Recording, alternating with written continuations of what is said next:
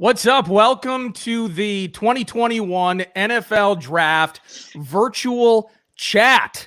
I'm Nordo from 9 to noon. There's Meatsauce, Paul Lambert. What up, Saucy? What's up, man? How are you? Oh, couldn't be better. Hiding in my basement, getting to talk about the draft is sweet. Now, tonight's chat, by the way, feel free to participate. We'll take your comments, maybe some questions throughout this, and we're just going to jump right in. But I do want to note a huge thank you to Pilot Games. When you play Pilot, your community wins. Pilot Games supports hundreds of Minnesota charities throughout the state. Play Pilot today, and you can use the hashtag #ISupportMNCharities to get in on that. So big thanks to Pilot Games. And Saucy, here we are again, another year. We're going to be on the air again on Friday, thanks to Pilot Games. I mean, this is kind of our thing. Saturday afternoon, the whole bit. It's going to be awesome. Yeah, man, I can't wait. This is I've been so excited for this draft that I'm normally really excited for most drafts, but as much fun as last year's was, and the NFL was the only sport that really, I mean, they didn't have to play games, but when it came to the awful pandemic, they didn't waver. And even though it was a remote draft, it was still cool. I'm pumped, even though it won't be as many guys there. I'm just pumped for the energy that's going to be in Cleveland. I saw some earlier about how they're going to let a bunch of vaccinated people in this space where they can be around each other, and the energy and the sound and the noises and the booing when the Jets pick whoever they pick with the second pick. And just the vibe of it all was 100% missed last year. And I'm really excited for that to be back this year. And I think there's going to be a lot of action early and often in this draft because nobody had any money to spend on free agents, and this is the way you're going to make moves to get high-end talent. And I think it could include some of our favorite teams making some moves up in this draft, but we can get to that later. Yeah, in some ways I kind of missed or will miss Roger Goodell in his basement. Yeah, when he basically is – you and I were talking about eventually just got man spreading on his couch. He was just spread eagle in the leather chair, Corinthian leather. Meatsauce. He's got that weird bowl of candy next to him. What the hell's up with that? Eating? Oh, he was feasting in his basement. But getting to it, you mentioned kind of the oddity of the draft. And, you know, this is something we've gone, full length on 9 to noon. You've done a lot of it. And you have that podcast with Lambert, which kicks ass. And is available on the Power Trip After Party podcast link? Yeah, we did a full first-round mock draft yesterday, and it was really fun. And Lieber's just the best. He's super prepared.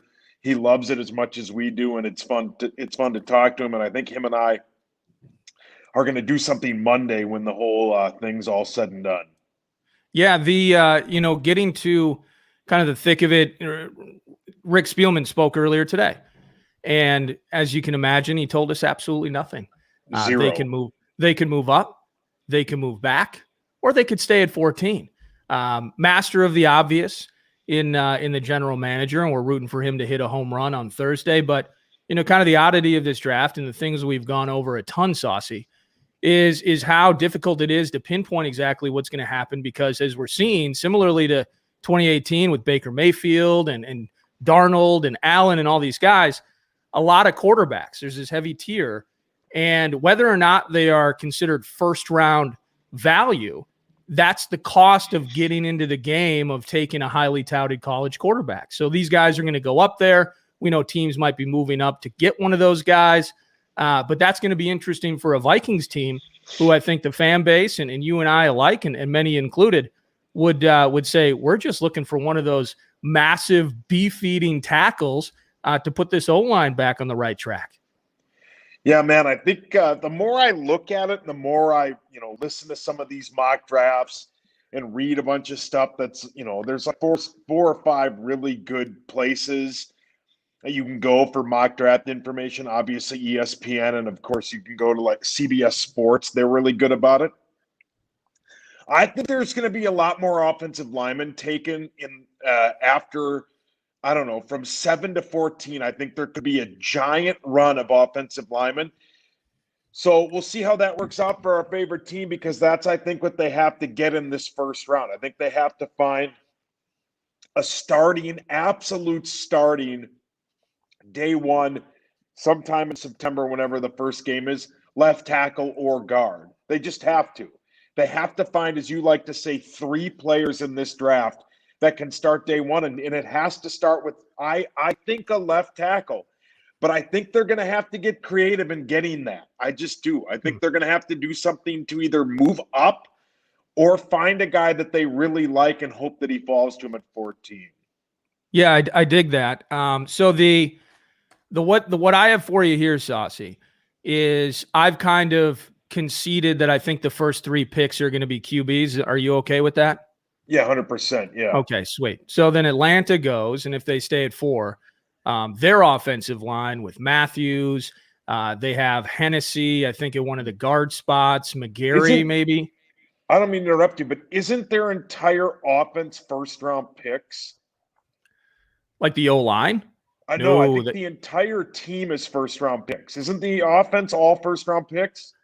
I'd have to look at their depth chart. I don't think so. And I don't. But like their left tackle is the guard that the Vikings really wanted. He is. I think their entire offense. I think I read that stat about last year. Now it might have changed. Those guys might have moved, but I think their entire starting offense last year was a first-round pick.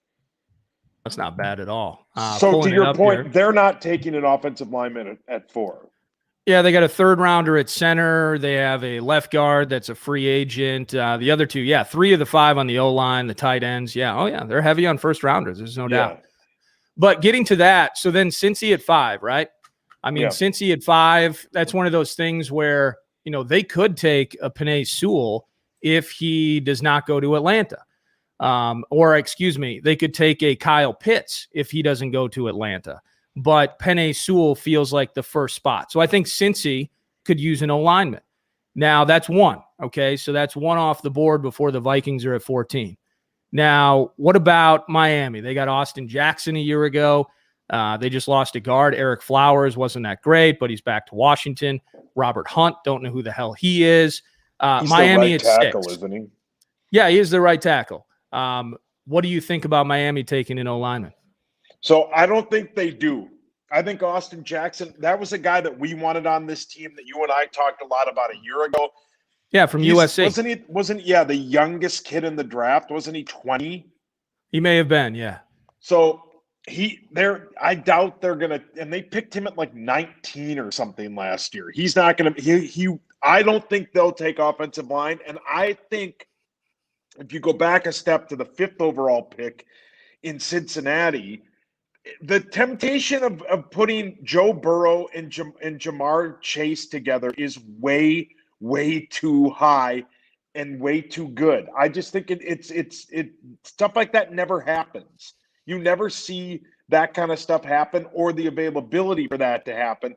I don't think they pass on pairing those 2 up in the pros. I just don't. So if they don't take Sewell, then you're saying we're through pick 5 with no tackles off the board. No, and then I don't think pick 6 does. I think they take either Smith or Waddle or Pitts if Pitts isn't gone yet. And they need a playmaker. I mean, if they're going to ride with Tua, then you're talking about, I think they got Devontae Parker. They did get Will Fuller from Houston, but then Mike Gesicki's really good. That running game, sneaky, okay. Maybe they go defense, who knows? But 6, you're saying, okay, no tackle. So we still got all the big boys into 7. What about Detroit? I think that's losing Kenny Golladay. It's either a wide receiver or it's defense. Their linebacking core is just awful. And they have trouble getting to the quarterback as well. It feels like wide receiver or defense for me with the Lions. What do you think? So pick 7 is where the late scheme is that they would take Penei Sewell if he fell to them at 7. But I also think that's, as your guy said about a week ago, you can't believe anything leading up to this draft. I think the Penei Sewell scheme to the Lions is to get teams like Denver, Dallas, the Chargers, the Minnesota Vikings to jump up to that position to take their guy. They have, as you said, their defense is awful. That's a Micah Parsons spot, the linebacker from Penn State. That's a Kwity Paye spot at pick 7, the best defensive end, which they desperately need. And even though it was the running joke for way back when it started with Calvin Johnson, and they always took a wide receiver, they need a wide receiver to go with Jared Goff. And I think Waddle or Devontae Smith will be there. And I think either one of those guys is way too good to pass up with their awful, awful wide receiver group. Okay, perfect. So Miami not in. Detroit, unless they trade out and somebody comes up, you don't think Detroit's taking an O-lineman? No. Okay, so minus a trade. We still got so we got all the beef still on the table for the Vikings. Now, Carolina. Carolina's a tricky spot. Could be a trade spot. Their tackles right now, Taylor Moton. I know you're really you were excited about how he played for PJ Fleck at Western Michigan, so you're a big Taylor Moton fan. But then on the left side, they got that Greg Little cat who's kind of a sled. And whether it's Teddy, whether it's Darnold, however the hell they handle that situation, maybe a tackle is in order for them. Yeah, I think so. But I also think that that's another position for a wide receiver. If it's there, they need somebody to complement the unbelievable running back that they have. Yeah. They also need cornerback help. Their corners aren't very good.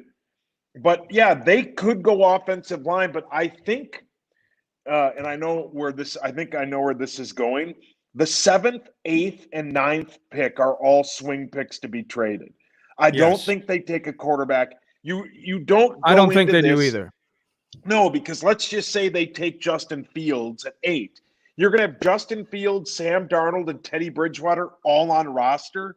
No one wants Teddy Bridgewater. They can't trade him with that $17 million. That's tough. Correct. That just wouldn't make any sense.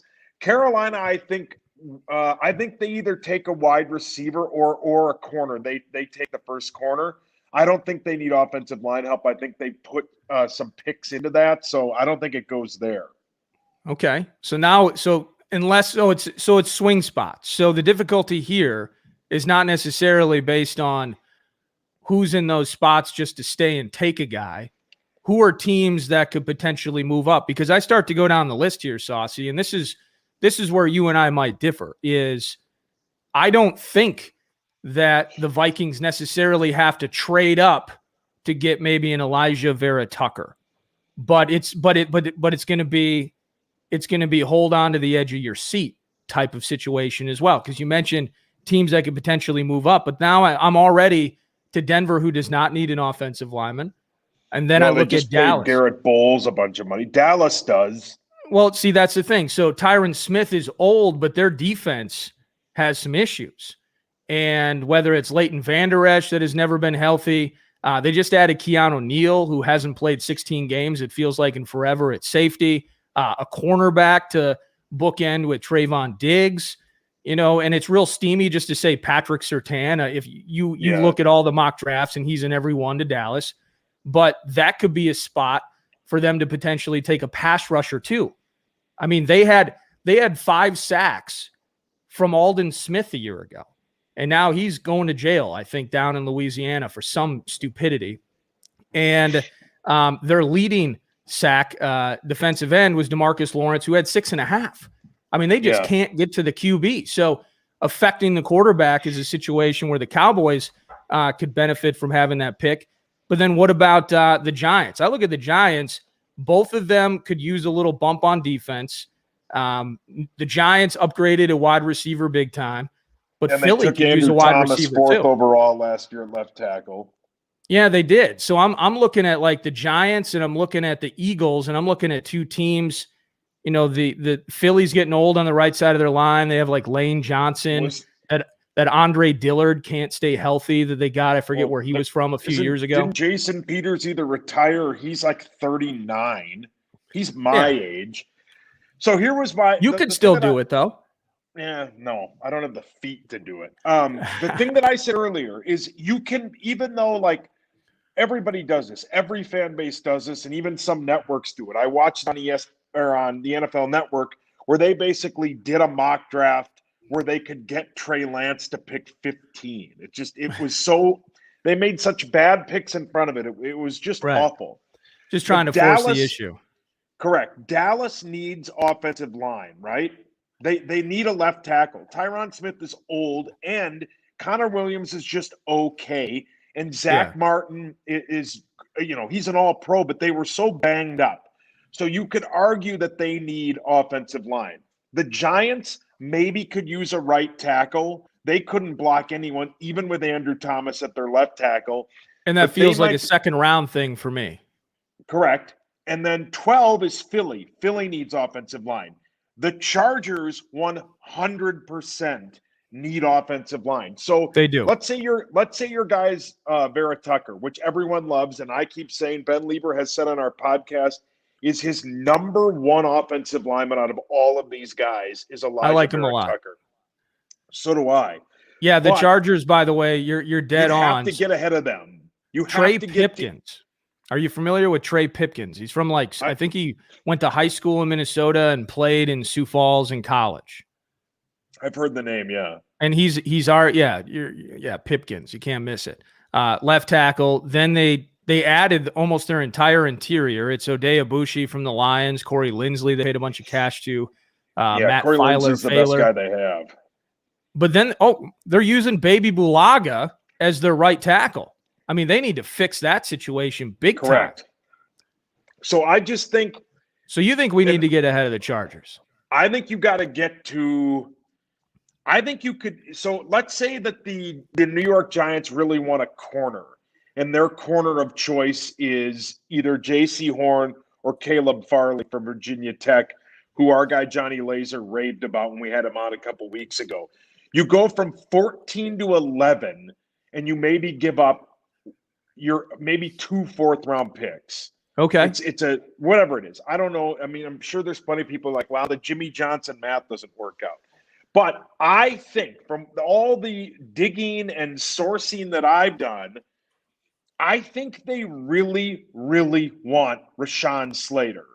They want the left tackle. He will not be there at 14. Whether you got to go to 8, whether you got to go to 9, or because I think that unless Dallas moves up to 4 to take Kyle Pitts, Dallas is the team you have to get ahead of for offensive line. I just think that Jerry Jones, that last year was a luxury pick when they took CeeDee Lamb. Their offensive line got older. I just think that's the team you got to get in front of. And I think 9 would be willing to move back. Because if the quarterback, unless the quarterback they want's there, I just think that this team's infatuated with Rashawn Slater, and you'd have to go up and get him because he, in my opinion, isn't going to make it through Dallas, Philly, or the Chargers. Okay.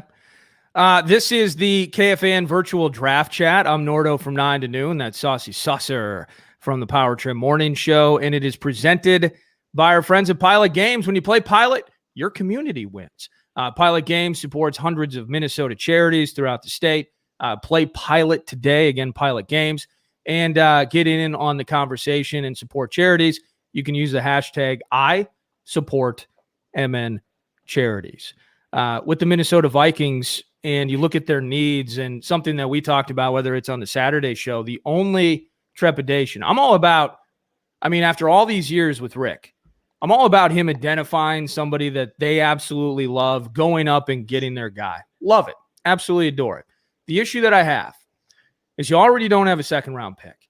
And so leveraging more capital to move up a handful of spots. And if you get Slater, that's kind of bittersweet for me because I'd love to have him on this team. There's no doubt about it. But I still have an issue with where this team is at and what they need to be institute in the win now mode, in the Zimmer tenure, in the Zimmer Spielman existence universe. I think they need 3 players in the first 2 days that can start right away. And given how they're front heavy with the 14, and then you got to wait all the way until the back end of the third before they're picking again, it feels to me like best case scenario, if they're unable to stick at 14, that it's almost an idea of moving back on Thursday and moving up on Friday. What do you think about that? But for what though? What if you so where are you going back to? Washington? Are you going back to Chicago at 19 and 20? I mean, is that your plan? You're going to go back to 19 with Washington, who desperately needs a quarterback. You're going to go back to 20 with Chicago. You're maybe going to call up Baltimore and see if they want to trade you their 2 first-round picks that they now have for your 14th pick, so they could maybe take Rashad Bateman or one of those wide receivers that fall. If they go back to 27 and 31, I'd be pissed, because there's a lot of people that think that this offensive line talent has it's basically, well, I never got a credit card, or excuse me, a report card like this, but it's basically like 4 A's, a bunch of B's, and then a bunch of C's and C minuses. And you're not going to get one of those A offensive linemen if you go back to 27 and 31. Maybe even if you go back to 20 with the Bears. You sure as hell shouldn't get behind the Indianapolis Colts at 21, because they desperately also need offensive line. Now that Costanzo retired. Correct. I like to live in the fantasy world. I like to live in the Madden world, where I think you identify a guy, and as you said, excuse me, this may be Rick's last year. So what if you call up the Panthers at 8, and Rashawn Slater or Penei Sewell sitting there, and you go, hey, we'll give you 14 next year's second-round pick and 90. Can we have 8? And if they say yeah, great. Then you got 78 and those 4 fourth-round picks where you can get a guard. I think that's the right play. If you can find a way to get up to what? Who do you think about? Well, AJ's just messing with us now, but that's okay. Oh, and it's probably Corey because he has no life. But yeah, very true. I just think if you can try and get up to 8 without players, without giving up picks from this year, I think you're in good shape. Then you can mold this line however you want. But Rick Spielman has to make honestly, a splash. Yeah. Sitting at 14 and getting sniped is not going to be good. No, of course it isn't. But I also think that you are very much living in a Madden world where you think you could move from 14 to 8 without a second-round pick and not just give up next year's second-round pick. If Carolina moves from 8 to 14, they're not getting out of that deal without a freaking haul. I don't know if we have the capital to make that kind of jump, because anybody that moves back is also moving back under the pretense that they're sacrificing potentially elite players down that line of A players. What if they don't think they're elite? Get more capital. What if they think this is a bad draft? What if they think, like a lot of people have said, that they think this is a bad draft because they couldn't get their medicals on all these guys because they didn't have a combine and they didn't have a regular offseason. So they're going to punt on this draft, which is a take that I think I took from somebody on Twitter, and get equity in next draft where they can have a full offseason. They can have their scouts at the stadium where they can talk to coaches. They can and a bunch of players that didn't opt out. Correct. And they can have a Senior Bowl and they can have an actual combine. I think next year's equity is more valuable than you think. The Vikings don't have a second-round pick. It is what it is. Maybe they're not going to get one. But every person is hung up on that we have to get a second. Why? Absolutely. Why do we have to get a second-round pick if we get an A-plus left tackle who plays here for 10 years? No one will care what the second round was if Rashawn Slater or Penei Sewell or whoever it is that they really want, they get because they move up and he's a 4 or 5 year Pro Bowler. No one will care about the second round. I'm so tired of hearing about that stupid second round pick. They lost it. They made a giant mistake. They traded for a guy who didn't want to be here and was terrible. Okay? It's over. They're not going to get that second round pick back. And if that's the only reason that they're going to trade back is to recoup a mistake Rick Spielman made, he shouldn't be the GM in the first place. That's a crosswind of logic. You're I don't know saying what that that means. you think that the Panthers might just think that this is a bad draft, so they're going to move back. And they'd be willing to take equity next year because we think this draft is so good that we want to move up. I'm not asking the Panthers to go from 8 to 40. They're going from 8 to 14. And that's going to require more than your late third round pick. That's all I'm saying. And you even acknowledge that by having to throw in next year's second. Sure. So I'm just saying that I believe for this team to be competitive in 2021, they need 3 guys that can play on day one and absolutely contribute. And what that means, though, Saucy, is that the second round pick does matter. And that and even under the logic of this being a bad draft or having low equity, there's not as many players in it because of the opt-outs. All that means is that we want to have more picks in the first 2 days. And so that's important in terms of draft currency now. So the ability to potentially, if, whether you're sniped or a guy's available, we don't have the draft board in front of us. If they adore Christian Darrisaw from Virginia Tech, they feel like they could get him at a 19 spot, and that gets you a third round pick so that you now have 3 thirds and you could potentially jump into the second round on Friday. That's good to me. I like that. So we all love Rashawn Slater. There's no doubt about it.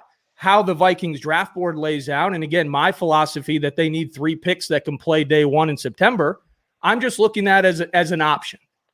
And so given where they're at, I'm worried that it might cost too much to get up there. But I also am not completely out of the woods that an Elijah Vera Tucker might be available at 14. So I want them to get a rock star tackle, which only builds my frustration, as I've told you, is what the hell's Ezra doing?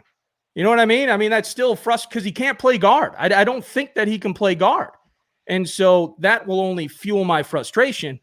But if they finally identify the first time, I mean, we don't have enough time. There's not enough time left before midnight or before the power trip starts to pick out all the offensive linemen that we've whiffed on over the last decade.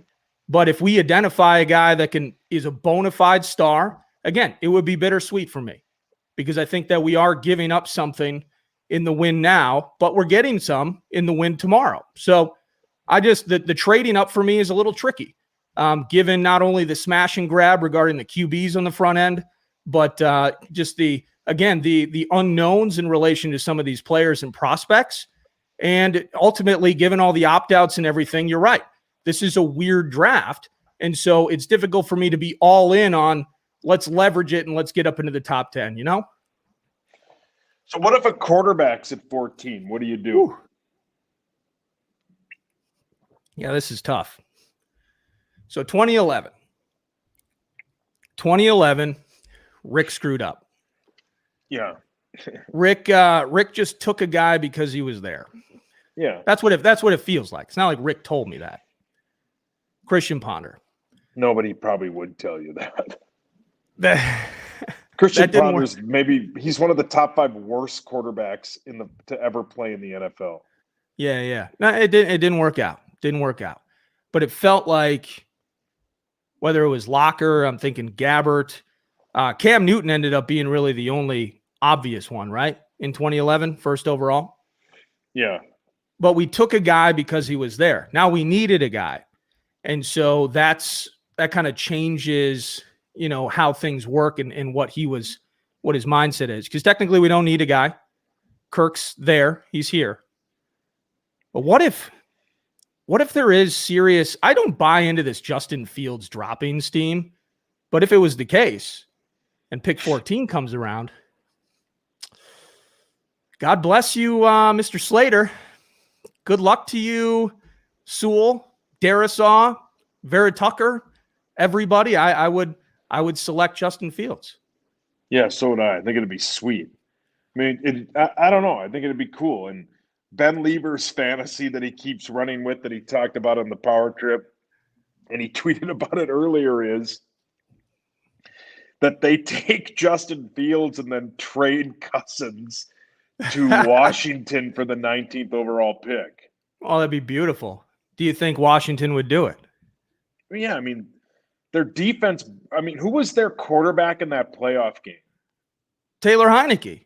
Yeah, Taylor Heineke brought them to a playoff game, and they would have won, but did that go to overtime?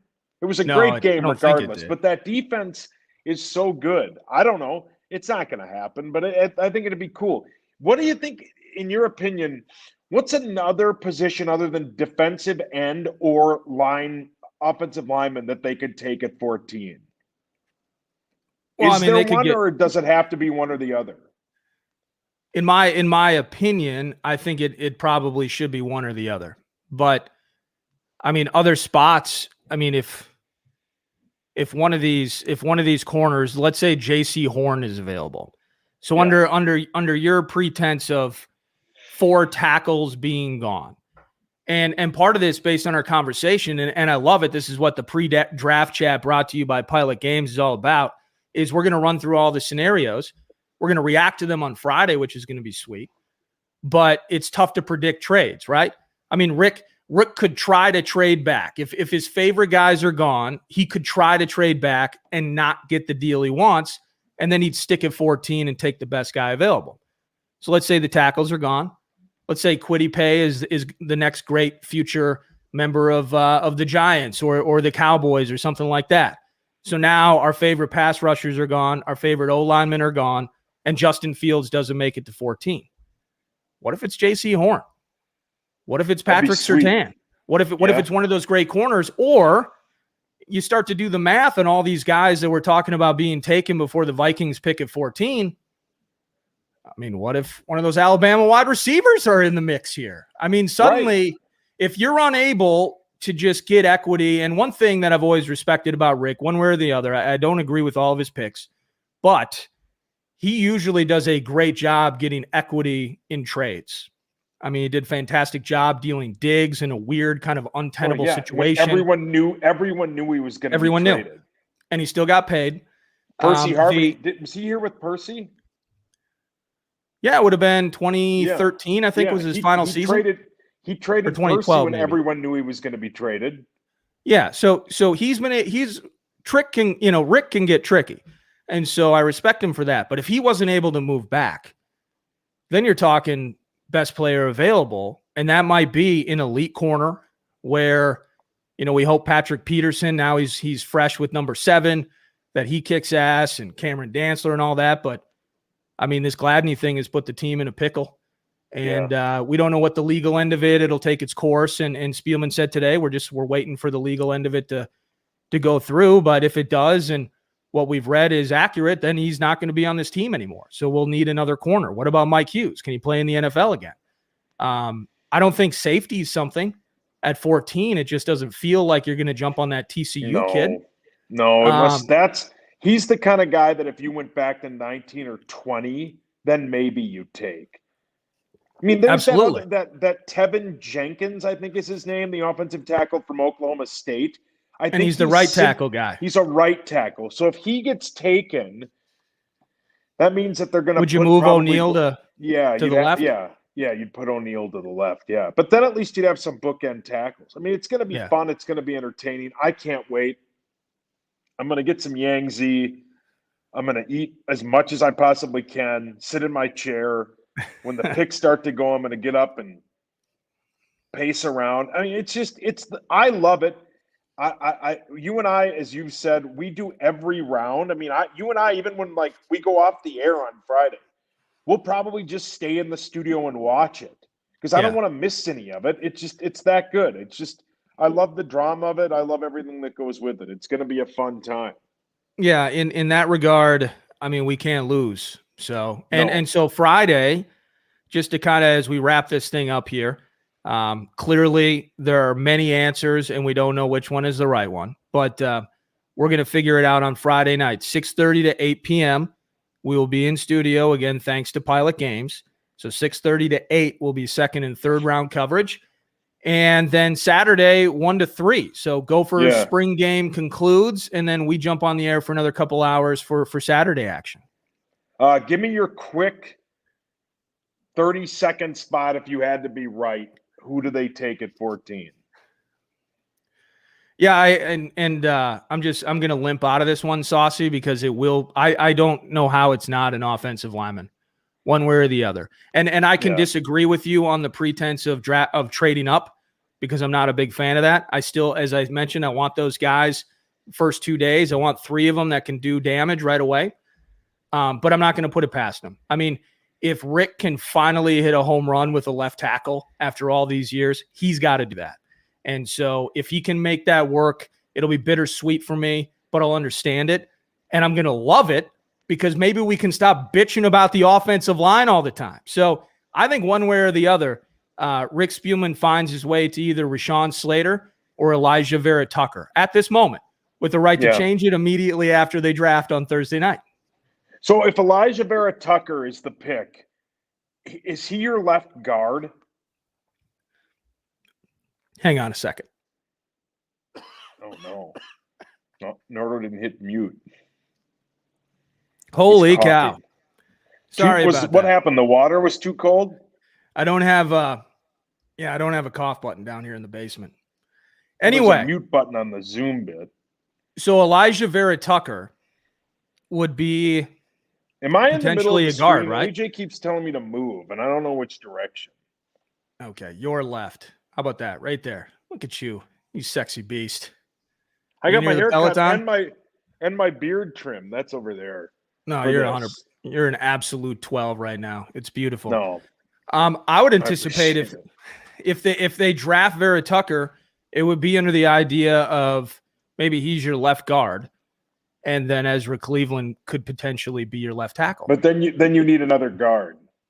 You're going to need. I mean, when I say those 3 players, by the way, I want 2 of them to be offensive linemen. I mean, just how bad this offensive line has been, and how much it is just a consistent talker. And as long as Kirk's on this freaking team, let's surround him with young, cheap talent via the draft, and let's get a couple of old linemen in the first 2 days. I feel like I'm posing for a school photo. No, you look great. Now, one thing we'll talk about on Friday too, and then I want to hear your take as well, is at some point, if they don't get one of those QBs, I mean, what about the Kellen Mond bit? What about the Kyle Trask? What about, I'm out on Davis Mills personally, but there's going to be a guy, day 2, Friday, that we could potentially sink our teeth into. I like that. I just, if there's a guy that, if the Vikings don't move up and they're there at 14, and obviously the Chargers aren't going to take a quarterback, and lo and behold, there's one there. I mean, it would flip the script and people would be pumped, but it would be so cool on draft day if all of a sudden the Lions are on the clock, Penei Sewell or Rashawn Slater sitting there, and then all of a sudden the Vikings logo comes up and they take one of them. It's just exciting. Yeah. I'm here for the excitement. Absolutely. And again, if that happens, just all like we'd hear you scream at the studio. Trying to have like the smartest take in the world or whatever. Screw all that. If we get Sewell, I mean, I will be on fire. I mean, that would be unbelievable. So if he gets past the Bengals at 5, look out. Absolutely. Just saying. So Friday, 6:30 to 8 p.m. brought to you by Pilot Games. And of course, thanks again to Pilot Games, and appreciate you bringing us the live action or the broadcast, the virtual draft chat. Thanks to AJ Mansour for setting this up. When you play Pilot, your community wins. Pilot Games supports hundreds of Minnesota charities throughout the state. Play Pilot today and get active on social. The hashtag is I support MN charities. So thank you for hanging out with me. Thank you to everybody for watching. And we're actually going to be in studio on Friday. It's going to be sweet. Yeah, you're coming in for the Power Trip mock draft on Thursday, right? Yeah, I heard. I got the email. So I'll be part of the draft. PA does pick 1. That'll be 14. Tough. Yeah. And 14 might be more difficult. As we wrap up, why don't you end it? 30 seconds. What do you think? I think the Vikings move up. I think they find a way to get themselves maybe to 9 or 10 and get the offensive lineman that they want before teams. I mean, if it's 9, obviously it's ahead of the Cowboys and ahead of the Giants and the Eagles and the Chargers. If not, if they stay and some of these guys start going off the board too quickly, I'm perfectly fine with best player available. A wide receiver would be cool. J.C. Horn is an absolute stud. The corner would be fun. It just you're picking in the middle of the draft.